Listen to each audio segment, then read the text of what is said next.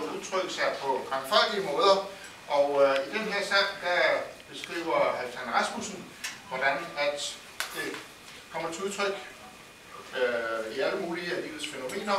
Sangen hedder Noget om kraft, og det er så livskraft.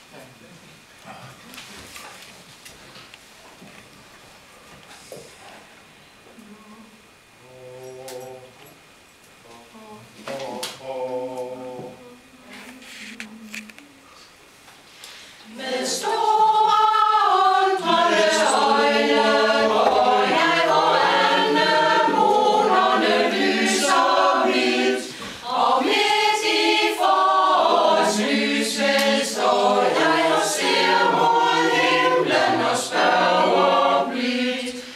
Og fremværken nattergale, den satte på Birkerø. Og hvem bestemte, at netop svalen skulle være svalget og bøgen bøg? Hvad er det dog for en slags refleks, der kalder pindsvin og tudser frem? Og hvem er det, der går rundt og gælser i Hornbæk, Tarm og Jerusalem? Til alle steder er samme under, og samme kraft, som gør sjælen stum. Og alle vegne går folk og runder på livets dybe mysterium.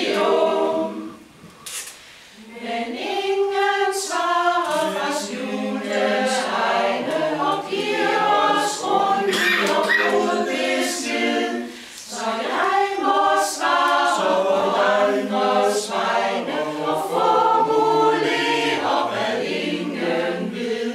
Jeg tror, der ligger et barn dybt inde i alle levende ting her ro.